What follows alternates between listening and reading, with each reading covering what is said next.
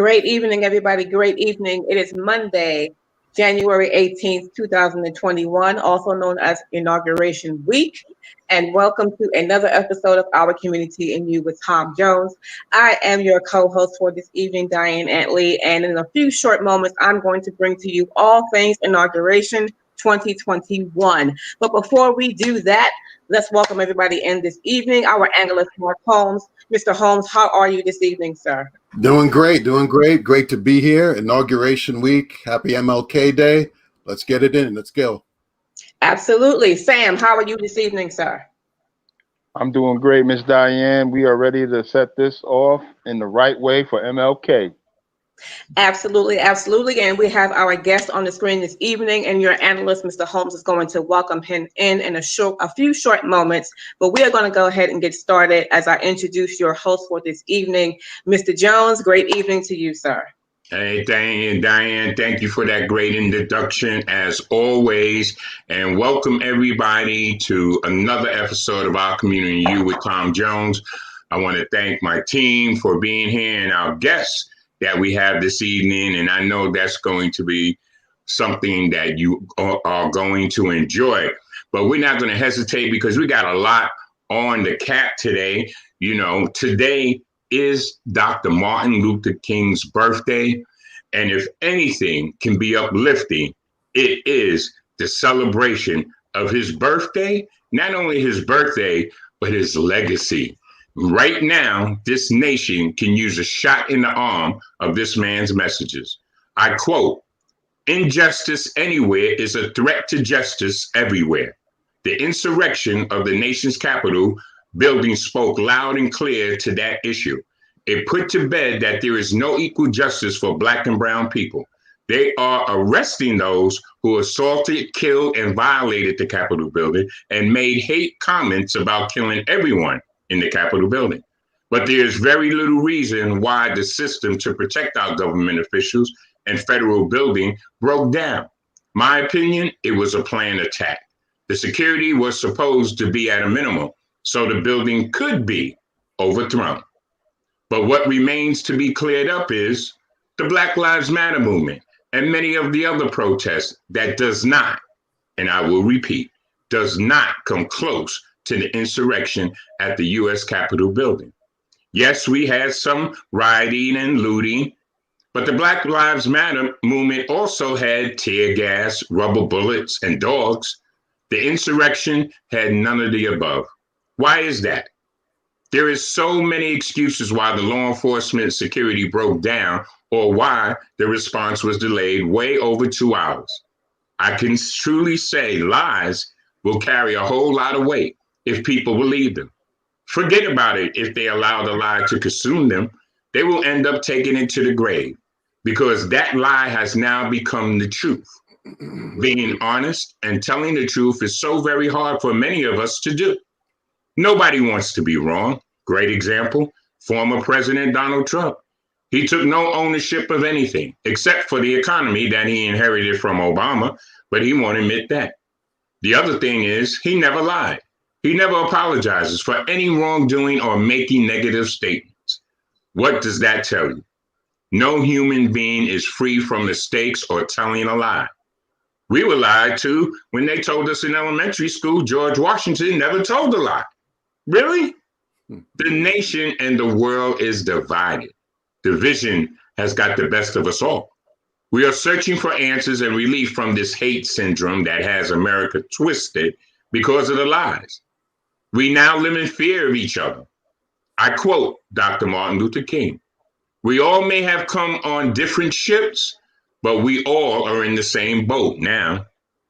Our communities are hurting across this nation. The virus pandemic has taken hold of every community, especially the Black and brown communities. A lot of what is going on and happening is because we never really grasped on to what we needed to keep from falling into a bottomless pit that has us very far away from a word called unity. Remember that word? Yes, a word that carries a lot of weight if it's in use. Today, that word has lost its way and its meaning. We might as well remove it from the dictionary. I would love to petition to have it removed, but that word could cause another word to be removed.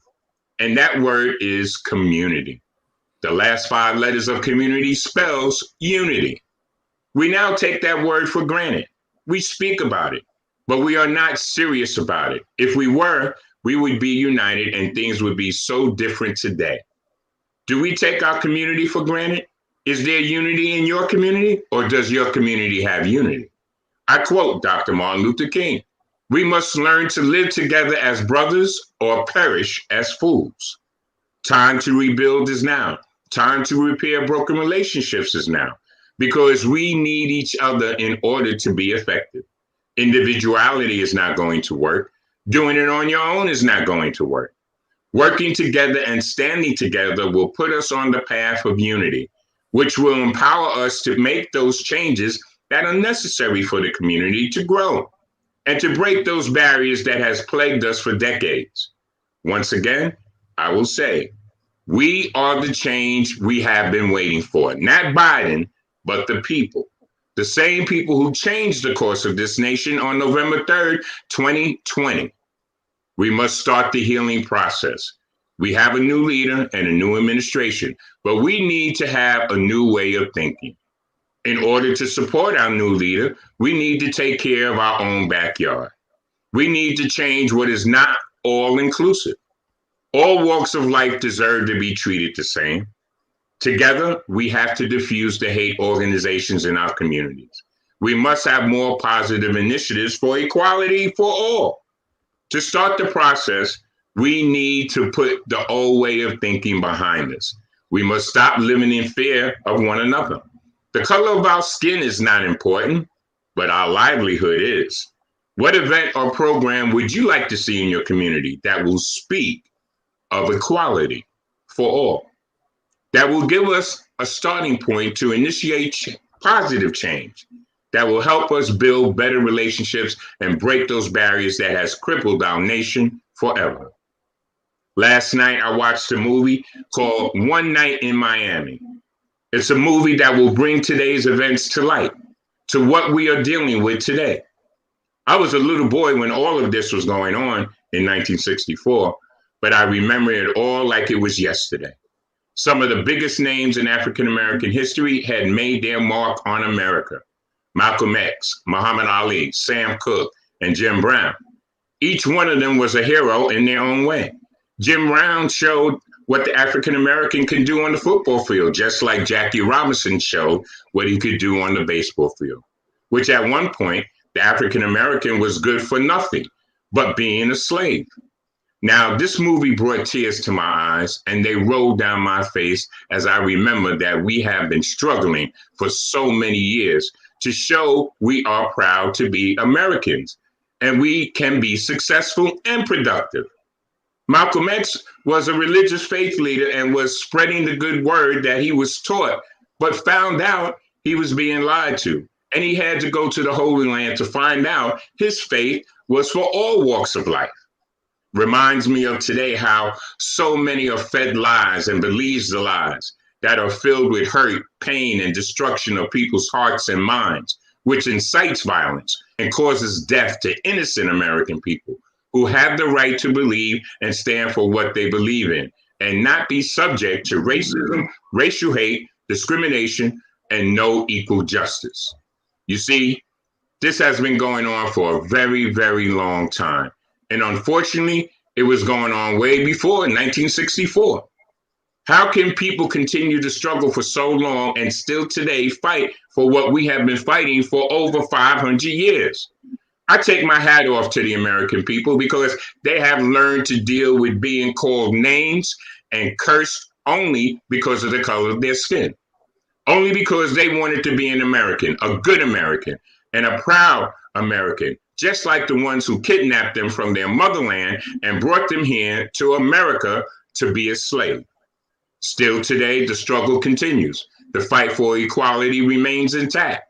Racism, racial hate was displayed Wednesday, January 6, 2021, which will go down in history as another Black Eye for America, which has so many more. I quote Dr. Martin Luther King: People fail to get along because they fear each other. They fear each other because they don't know each other, because they have not communicated with each other. But I will conclude with the lyrics from a song from the late R&B crooner Sam Cooke. A change is going to come. Oh, yes, it will. And that is my piece, ladies and gentlemen. Team, your thoughts.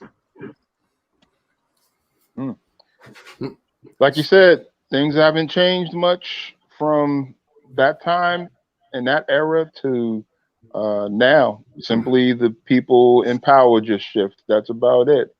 And you've seen some swells come up from time to time. Including the killing of George Floyd. That seemed to get a worldwide response. But until real change happens, you're kind of seeing things in history kind of repeat itself. Yeah. Mark. It was that was a timely movie to be released right around early January, of course, in line with Dr. King's celebration, and it was just a reminder of the fact that we still have work to do, and the movie. I don't want to create spoilers for those who haven't seen it yet, but the movie really showed the dichotomies amongst the four main characters, and also showed the similarities between the four main characters, and the fact they were all engaged in the same struggle and utilizing their platform to create change.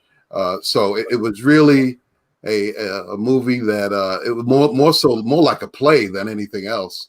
That is absolutely a must see. So I'm glad you really highlighted that movie. Yeah, thanks, Diane. Well, just to piggyback off of what everyone else is saying, it's a fantastic movie. Kudos to Amazon Prime for having another original movie. A big shout out, a huge shout out to the director of the movie, Regina King. I'm so very proud of her. She's come a long way from 227, right? Yeah. But the movie is a phenomenal movie. It's also very thought provoking, and it just has me wondering, based on what you and everyone else has been saying up until this point, because history will repeat itself if the lessons are not learned. So we have to ask ourselves, have we learned any lessons yet? I mean, I'll leave it at that. Yeah, you couldn't have said that any beautiful, Diane, and it's about lessons learned. And have we learned those lessons? And like I said, it really hit me so hard, because here was these guys was really expressing themselves to one another, and they wanted that platform. Some of them didn't know how to get there. Even Muhammad Ali, even though him being the heavyweight champion of the world, he still was trying to find himself. Sam Cooke, as well as good as he can sing with the voice that he had, he was still trying to find himself. All these men, all these gentlemen were trying to find themselves. And it was just interesting how, it all came together. But it hit me so hard because, like I said, we've been doing this for a very long time. But that insurrection at the Capitol building, a light bulb went on. It showed how divided we were. We showed that it was a black and white thing. Because how do you have all of this security for the Black Lives Matter movement, which wasn't interested in what the insurrection was all about?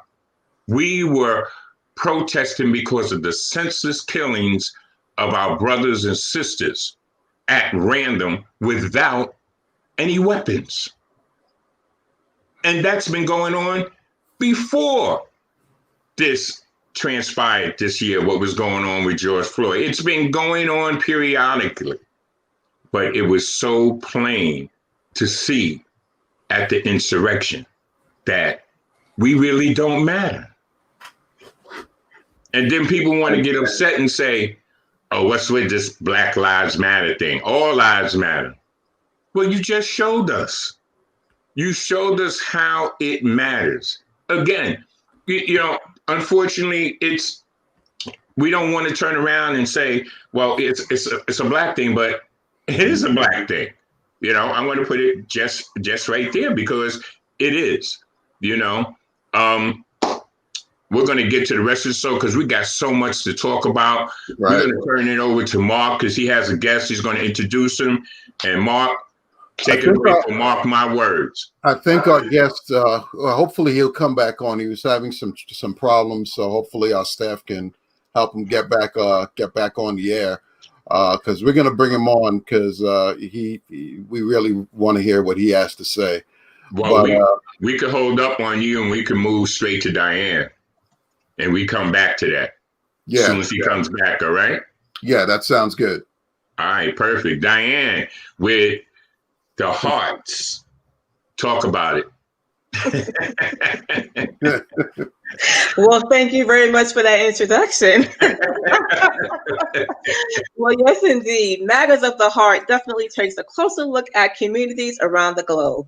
Now, while the Census Bureau concentrates on the community's numbers, this segment will focus on its people and the things that matter most. And tonight, we are taking a special close look at History in the Making, Inauguration 2021.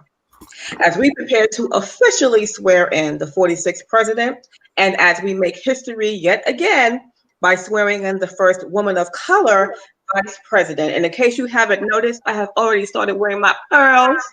It is definitely a pearls week because of our first lady, who's going to be the vice president, is coming up shortly. But anyway, enough about that. I'll talk about fashion a little bit later.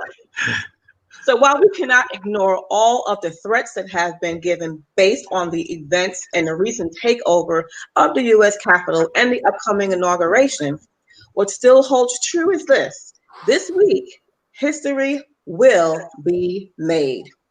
On Wednesday, January 20th, in addition to Joseph Robinette Biden Jr. becoming the 46th president, Kamala Devi Harris will be the first woman of color, first Indian and Jamaican heritage descendant, first woman to become vice president. Also note, Sonia Sotomayor, the first woman of color to sit in the Supreme Court, will be swearing in Kamala Harris on Wednesday night. I'm excited. So, as the DC mayor calls for increased security for safety concerns, the National Wall and Washington Monument will be closed to the public. Because of the ongoing pandemic and recent insurrection at the U.S. Capitol, this year's celebrations will look vastly different as millions of viewers will have to partake in this week's celebrations virtually. By now, we should be used to doing everything virtually. And speaking of celebrations, here's what will take place within communities around the world. United We Serve, a celebration of the National MLK Day of Service, has actually been taking place throughout the day today. And tonight at 8 p.m. Eastern Standard Time, there will be an hour-long celebration featuring a diverse array of entertainers, inspiring speakers, and stories celebrating the legacy of Martin Luther King Jr. and the Biden administration. Entertainers and speakers for tonight will include Reverend Dr. Bernice King, Martin Luther King III, Representative Sharice Davids, Andra Day, Yo-Yo Ma, and BB Winans, just to name a few. This event will be streaming live from the BidenInaugural.org websites and on the Inaugural Committee's social media pages. Tomorrow, January 19th, there will be a memorial and national tribute to remember and honor the lives lost with COVID-19. This event takes place at 5:30 p.m. Eastern Standard Time. A lighting ceremony will take place at the Lincoln Memorial Reflecting Pool, marking the first ever lighting around the pool. The ceremony will honor the thousands of lives lost due to the COVID-19 pandemic, and the cities and towns around the country are being encouraged to join the memorial by either illuminating buildings or ringing church bells. And on Wednesday, January 20th, is the big day.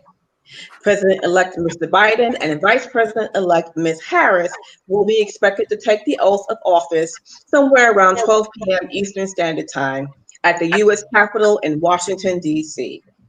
Mr. Biden will then deliver his inaugural address to set his vision for his term as president. Lady Gaga is scheduled to sing the national anthem, and Jennifer Lopez is scheduled to provide a musical performance. The pass and review will take place on the East Front with members of the military. The proceedings are a long-standing military tradition that reflect the peaceful transfer of power to a new president. And we can all use a peaceful transfer right now. During the Arlington National Cemetery wreath-laying ceremony, Mr. Biden and Ms. Harris will lay a wreath at the tomb of the unknown soldier, honoring members of the military who have given their lives in the name of service. Former Presidents Obama, Bush, and Clinton will join the newly inaugurated president and vice president for the ceremony. Mr. Biden will receive a presidential escort to the White House in a historical journey to the White House without attracting large crowds and gatherings. Following the escort, the PIC has announced a virtual parade across America that will be televised. The parade America's Heroes highlights Americans from all walks of life in different states and regions and reflects on diversity, heritage, and resilience of the country as we begin a American era. An art exhibition at the National Wall will also include approximately 191,500 U.S. flags of various sizes, including flags representing every state and territory, and 56 pillars to light and celebrate all those who cannot attend. And then at 8:30 p.m. Eastern Standard Time, a 90-minute primetime program titled Celebrating America will be hosted by Tom Hanks from 8:30 p.m. to 10:30 p.m. on the evening following the inauguration. The program will feature remarks from Mr. Biden and Ms. Harris, performances and footage of American heroes working to fight crises across the country. Eva Longoria and Kerry Washington will introduce segments throughout the night, ranging from stories of young people making a difference in their communities to musical performances. Foo Fighters, John Legend, Bruce Springsteen, Demi Lovato, Justin Timberlake, Ant Clemens, and John Bon Jovi are all scheduled to perform, along with additional performers that will be announced prior to Wednesday. Programming of events will be broadcast on ABC, CBS, CNN, NBC, and MSNBC, also streaming live on PIC social media channels to include YouTube, Facebook, Twitter, and Twitch. Now, if you're a girly girl like me, and you must have one specific question in mind, something I'm sure that little girls, fashionistas, models, divas, and debutantes around the world are wondering. What in the world would Madame Vice President Kamala Harris wear on Inauguration 2021? Now, fellas, bear with me for a moment. I'm talking to the ladies right now and little girls all around the world. Just give me a couple of moments. According to Harper's Bazaar magazine, there were 11 contenders up to the task of dressing our newly elected vice president.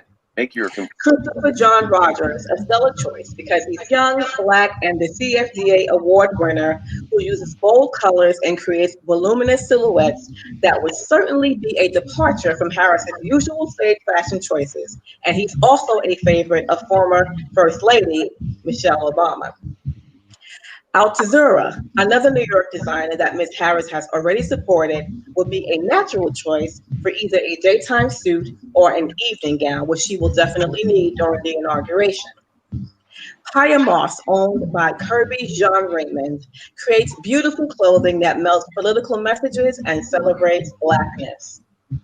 Prabal Gurung has fun with colors and isn't shy from a feather detail, so there's no doubt he would create a feminine yet pragmatic moment for a daytime suit or evening gown.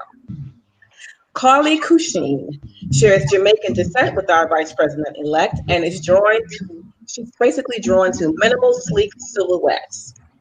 Ralph Lauren is an oft-cited example of the American dream, which would make him a great designer to be worn for such a notable event as the swearing in of the first woman VP. Carolina Herrera. The U.S. label is synonymous with refinement, elegance, and undeniable chicness. Peter Dew would be a surprise twist for Inauguration Day. This designer has been creating collections for only a few seasons, but has quickly emerged as a true and unmatched talent. Gabriella Hearst has proven herself a mindful and respected talent and a major player of the fashion world after launching her first label only a few short years ago. Fear of God, the only LA-based designer on the list, has an approach to cool suits for cool people that would make him an inspired choice. And wrapping up the list is Brandon Maxwell, celebrity stylist turned designer, is a total pro at crafting messages that relay just the right message. So which one will our Vice President-elect pick? Well, be sure to watch the 2021 inauguration and stay tuned because I'm going to stay tuned. And that is your matters of the heart for this week. Well, I could say that definitely was the matters of the heart, but it wasn't for men. So, with all those designers, I don't think any suits were in there, but I know the women will definitely be paying attention to what Vice President Harris is going to be wearing. It sounds like it's going to be a phenomenal show. With a lot of stars, a lot of glitter. What I really liked is, Diane, is that there's going to be not only some memorials, but there's going to be a lot of celebrations as well. So we have them both intertwined with both of them. And thank you for that excellent report. That was beautiful. We're going to go to Mark with Mark My Words and his guest. Thanks a lot, Tom. And Diane, thanks for that awesome Matters of the Heart. I hope everyone was paying attention to all those designers. There's going to be a quiz at the end of the show. Listen, that's very important information for women and little girls all around, okay? I'll be ready. The public needs to know. I'll be ready. Today, on this MLK Day, we're going to continue our month-long theme entitled Can We Heal? We'll continue that discussion with our special guest, Johnny Hampton. He's the co-host of the Strongly Worded podcast, and you're going to want to hear what this brother has to say. But before I bring Johnny on, allow me to just set the stage. As we sit here inside now 48 hours until the swearing in of a new president and a new vice president, our country is at a crossroads that it's never before encountered in its 244-year history. For the first time ever, Washington resembles a demilitarized zone that we've seen in Afghanistan, Iraq, even Vietnam.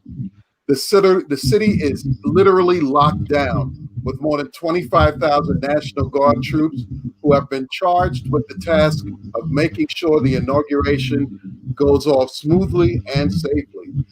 The U.S. Capitol is now sitting in a green zone. Who could have imagined that? What's worse is the government can't fully trust the troops that it has put in place to guard the proceedings. Fears of a possible inside job has the FBI scrambling to vet all the troops to make sure there are no insurrectionists among its ranks. Speaking of insurrectionists amongst the ranks, the U.S. Congress now has not one, but two QAnon supporters who push baseless, whacked out conspiracy theories. Among the latest being pushed is that Trump will declassify information surrounding some so-called Obamagate nonsense, which will supposedly lead to the arrest of the 44th president of the United States. There is some good news, and some of the good news that, besides the good news that Diane pointed out, the outgoing president will not be in attendance for the inauguration. He will head to Mar-a-Lago, where his spineless sycophants will continue to kiss his rear and tell him that he won the election and that he was robbed. He'll be out of Washington before the festivities start, thankfully, marking for the first time in 150 years that an outgoing president will not be present at his successor's swearing-in ceremony. That just pretty much sums up this character or lack thereof. So there's countless number of other videos that have begun to surface from last week's insurrection attempt. People taking photos of sensitive documents, thinking that they're doing Ted Cruz and other members of Congress a favor. There was another genius who tried to sell Nancy Pelosi's laptop to the Russians. I mean, what is going on here? And I didn't even touch on the 400,000 now that have passed away from the coronavirus. Here to help us unpack all of that is our special guest and my cousin, Johnny Hampton. Johnny is the host of the Strongly Worded podcast, as I mentioned, and it's available where all podcasts are sold. Johnny, welcome, and thanks for being here. Thank you for having me. All right, great. So I just want to get your thoughts on everything that's going on. With all that's happening, with the seemingly irreparable divisions in our country and everything that's going on in our nation, and the specter of the impeachment trial that's looming, that's going to be coming hopefully soon, and the ongoing efforts of the far-right militia, I have a simple question for you. And it's not how we heal, it's can we heal? What are your thoughts on that? You know, I think we can heal, but I don't think we can heal without people taking responsibility and accountability for everything that's happened. I think, there's some people now who tweet and Facebook, we need unity and we need to move forward. But we can't move forward while people are still doubting the election results. We can't move forward with people still not believing in facts. So for me, I believe we can move forward, but to do so, we have to do the necessary things to move forward. We have to hold the people accountable who caused the insurrection, who incited. We have to have the people responsible spread the misinformation on Facebook, who have seemingly gaslight millions of people. We can't move forward unless we do that. All right. Anyone else want to chime in on that? I think he's absolutely right, Johnny. I think you're absolutely right. As long as we still don't accept the results of the election, and we're still protesting that, and we're still saying that it was stolen. If we can't get past that, that's going to be a thorn in our side with trying to heal. I agree with him totally. And what makes it so bad, we know there was 75 million people that believe that. Now, I have heard some of those numbers have dropped off, but still, we're talking about millions of people that still have in their mind. I just heard one of those politicians from Georgia. She was twittering the same type of false information on Twitter, and they had to turn around and suspend her account for 12 hours. And she's part of the QAnon. Right. The QAnon, the QAnon is very strong. They're definitely part of this movement that's going on, but we're going to have to be able to try to diffuse them and ignore the negative and try to create the positive to move on. That's what we're going to have to do. Yeah, no doubt. That's Sam? easier said than done, definitely, because a lot of people can't ignore the negative.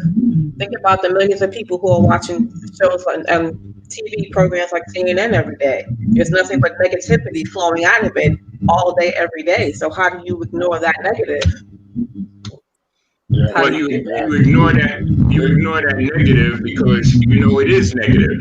So you should be able to say, what can I do that's positive to take me away from that negative? What can I build on to be better than what we're dealing with? What we're dealing with has us by the throat. If anything, it has a knee on our neck that we need to get off so we can move forward, just like Johnny said. Right. I'm sorry, Sam, what you have? Sam? I don't think we can hear Sam. Yeah. Okay, No, just to build off of, even what Tom was saying, you know, we have to get that pressure off of us. So uh, part of it too is we need to come together as a collective, and that's always been the issue. Uh, we all think individually, but at the same time, we need to have, like I've, said many times over, that common goal. So I think that still needs to happen. Uh, just some gelling together and then moving forward towards a goal. Uh, I and mean, I think from there, results, can end up happening to a larger scale. Right, right. I think in any movement, right, and that's what we're going to need is a movement, is that you do get people from the other side, but those people have to be willing to listen to what you have to say.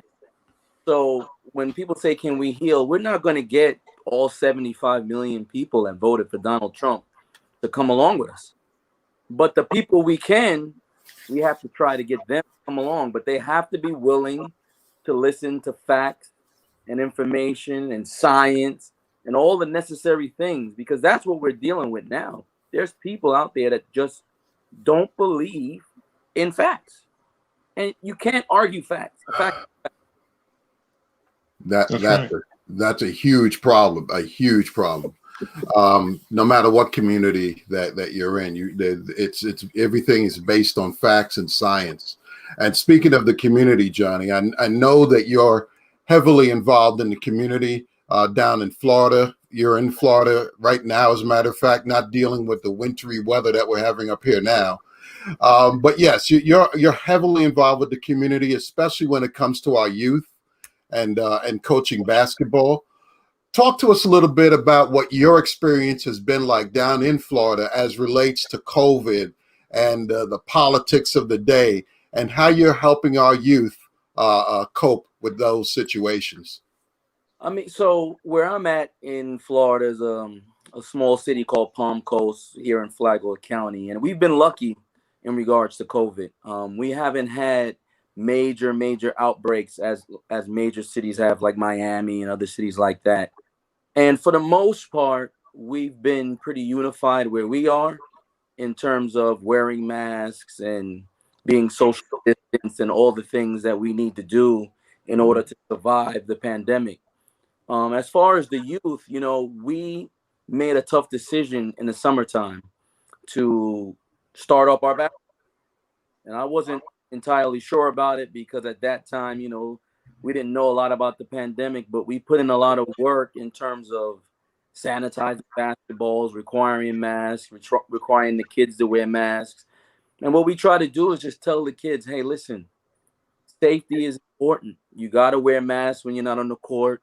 You got to sanitize your hands. And it's important for them to hear from people they trust, like coaches. It's very difficult for kids to run around and wear masks. I don't know how it is up there, but down here they don't want to do it. And you have Right. to constantly stay on them. But that's where, mentorship comes in. If you're a coach, you got to get your players to trust you. And if they trust you, when you tell them, hey, if you don't wear your mask, I could die. Like, I'm risking my life being out here with you. Mm. And when you tell them that, it puts it into perspective and fly. Wow. Now, our show and Tom really feels really strongly about our youth. We had a last year. I don't know if you saw. You probably didn't, but we had a series on our youth and the impact that they have in our community. So I just wanted to get your thoughts on the youth. Tom, anything to say behind that? I mean, and he said it right. Right now, a lot of these young people are looking for those mentors. They may not be getting what they should be getting. And a lot of times, not to get on any parents or anything that nature, sometimes it takes an outside source for the young people to recognize, a mentor, or to recognize what their parents have been trying to tell them, because now they're hearing it from their coach. So it's very important, those leaders that are out there, how they lead. And the youth, the young people, really look at these older people, and they have to be able to be an example to the young people. So like Johnny said, when they turn around and you make a statement like, hey, if you don't wear your mask, I could die, and they don't want Johnny to die. They don't want their mentor to die. They want to see him again. They want to be the basketball practice. They want them to be there because they trust them. You see what I'm saying? So that's a real big thing. And my hat's off to you, Johnny. Yeah, it has been the greatest honor of my life to be involved with the kids and coaching, to be able to mentor them. It's what fulfills me the most. Great. Right. So, lastly, before we let you go, John, talk to us about the Strongly Worded podcast. What can listeners expect? The Strongly Worded podcast with Johnny and Sue, me and my co-host. We talk about a variety of different topics. We actually did a special podcast on the insurrection. It started during the pandemic when I was furloughed from work for about a month, and I didn't have anything else to do but message people on Facebook all day. And Sue would message about different things. Sue's from Flint, Michigan, and with George Floyd and all those things happening, we would talk about those things, and a podcast was born from it. So what you can expect? Strongly worded opinions on everything under the sun. That's what the tagline is. 2 mics, 2 friends, strongly worded opinions on everything under the sun. And we talk a lot about community. We talk a lot about politics and how it affects our kids and our youth and all those kinds of things.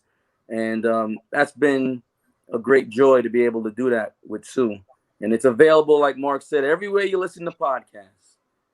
And we're in season right now. So definitely, guys, jump on that. Give it a listen. They are really, really a dynamic duo.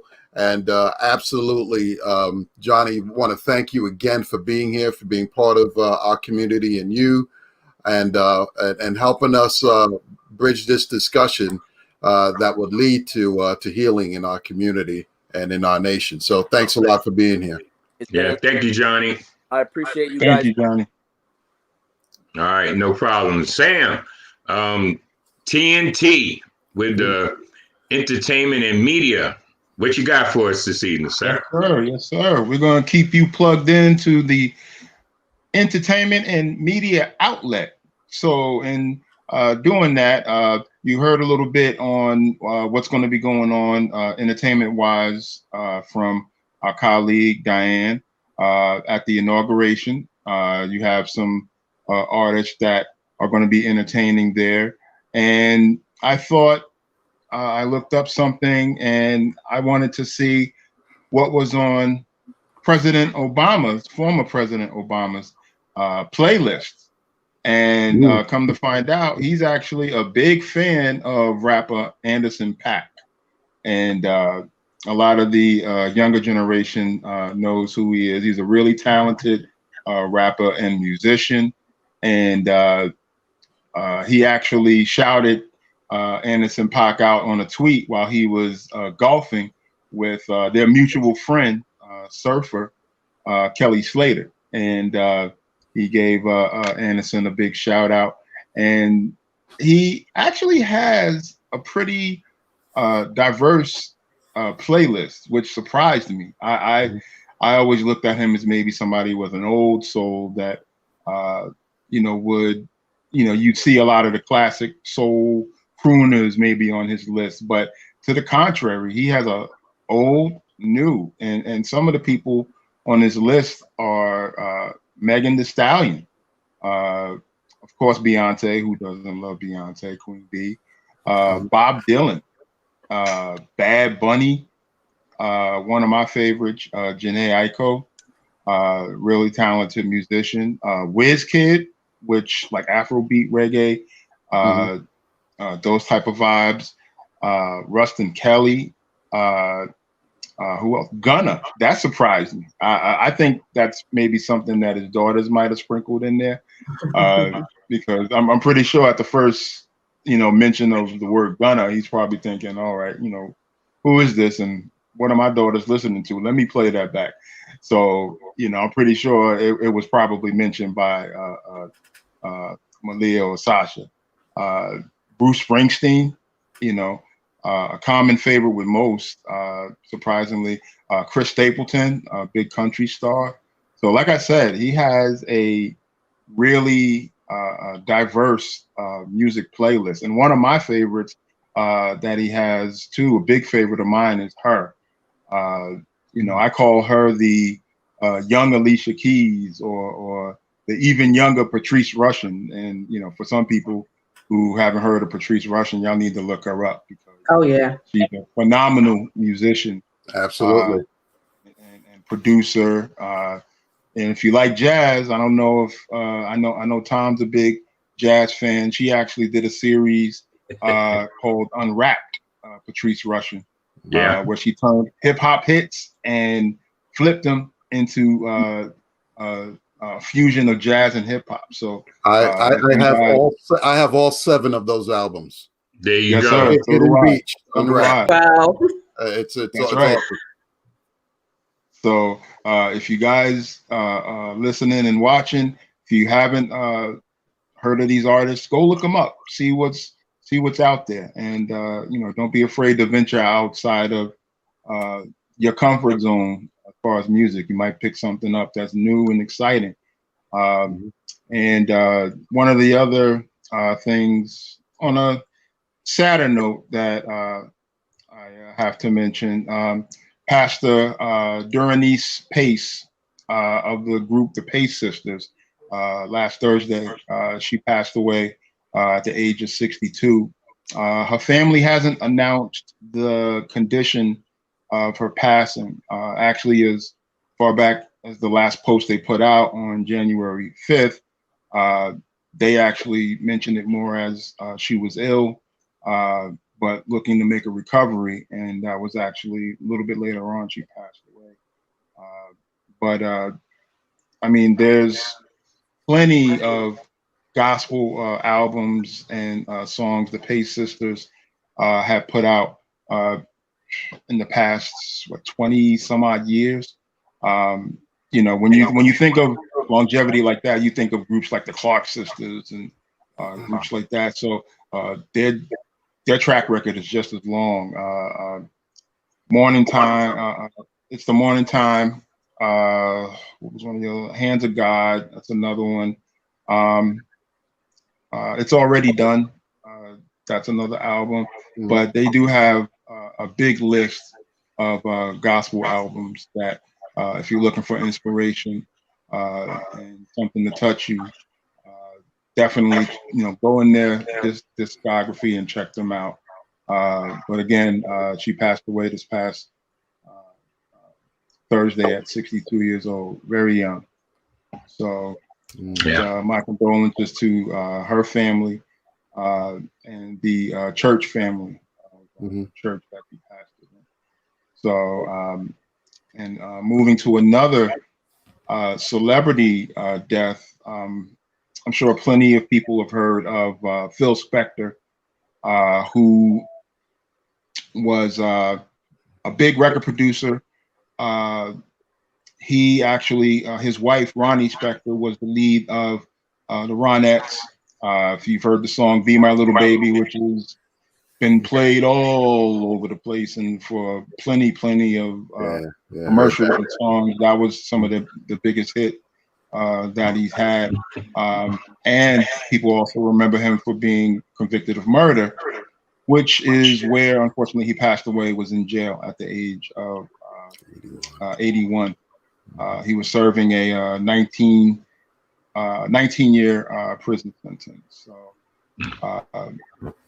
another big time celebrity gone. And since we're coming up on a historical moment on Wednesday, like I said on the onset of the show last week, I like to touch on some dates from this day in Black history. And on the sports side, on this day, Black man by the name of Willie O'Ree was the first Black NHL player to play for an NHL team, 1958 on this day, for the Boston Bruins. And knowing what kind of racially charged city that is, I know that had to be a big struggle for him, no different than what Jim Brown probably went through in the NFL on that end, and what other athletes of color had to go through at that time. And like Tom was saying, the movie One Night in Miami was based in 1964, so this is a full 6 years before that moment happened. But there were things still going on for people to break barriers, and 12 years before that, Jackie Robinson broke the color barrier in baseball. So a lot of obstacles being torn down at those times, and one more is going to be knocked down on Wednesday. So, and one of the last things I wanted to mention, and I just kind of caught this yesterday at the last minute, but I wanted to give it some mention if no one's heard about it yet. Tyler Perry will soon add Oscar winner to his already illustrious biography. He's going to receive one of two Jean Hersholt Humanitarian Awards at this year's Oscar telecast on April 25th.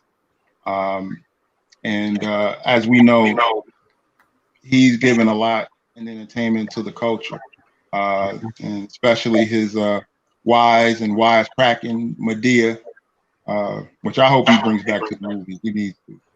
And it's quite an honor for somebody like this brother, from where he came to where he is now, to have an Oscar and probably add that to some more things he'll probably get throughout the rest of his career. So congratulations, Tyler Perry. You deserve it. And that is all I've got as we unplug from TNT's entertainment and media outlet. Well, thank you, Sam, for that information. That was wonderful. Really bringing us up to date, and even taking us back to letting us know in history what was going on. And that's very key to basically what we were talking about, because there were so many barriers that the African American has broken, and we continue to break those barriers. And we're going to break one on Wednesday. And I just want everybody to pay attention, because, this show is dedicated to your community, what's going on in your community. And we talk about the things that are going around in all communities and this nation, and we bring it to you. And as we bring it to you, it definitely is taking us to a new platform each and every week. And while we're doing that, it does cost us a lot to do these things. And we're going to ask you to support our Community and You. And if you don't see it at the bottom of the screen there, you can cash app us at $Braxton TJ in support of our Community and You, to keep it going, because we are going to the next level. I'm not going to make that announcement yet, but probably next week, in the coming weeks, we're going to make that announcement. But your support is very important. And I'm going to say that again, $Braxton TJ. Those out there that want us to advertise their business, their events, email us at ourcommunityandyou@gmail.com, and then we can let you know what type of support that you're going to be able to give us financially, in order for us to let everybody know out there in the community what you're doing and give you a platform as well. Those who are looking to come on this show because they have something to offer the community, again, send us an email, ourcommunityandyou@gmail.com. And we just want to thank each and every one that's watching the show, who supports the show, and that you have taken our Community and You to the next level. 30 seconds for each person. Your final thoughts.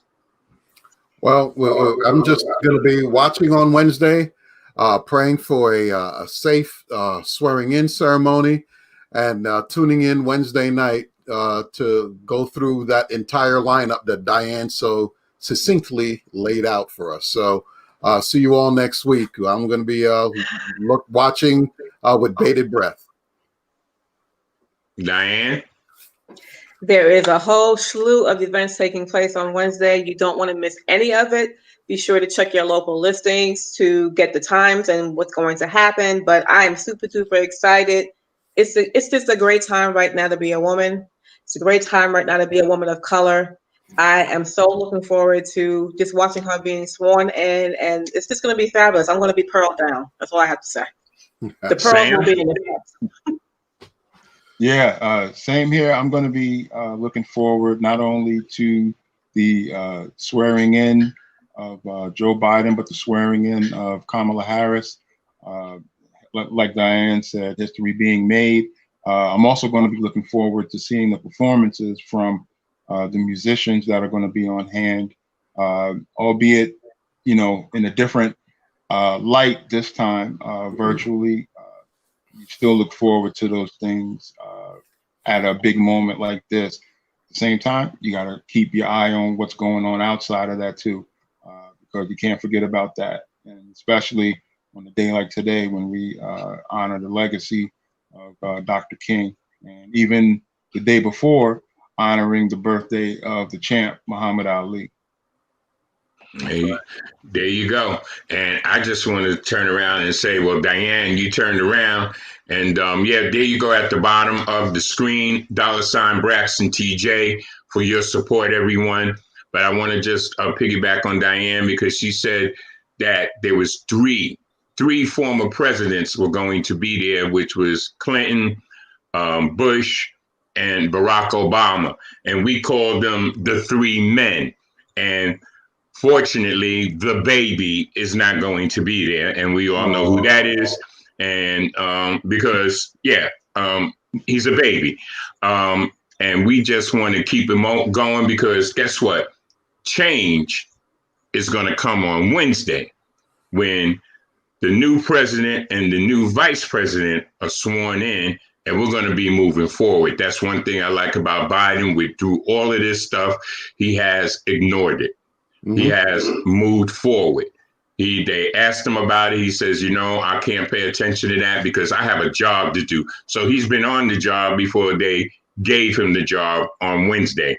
And that's what we all going to be able to have to do is be on our job to move forward and ignore the negative. Until next time, everyone, tune in to Our Community You next week with another fantastic show for your community. Other than that, good night. Take care, everyone. Good night. Bye. Bye-bye.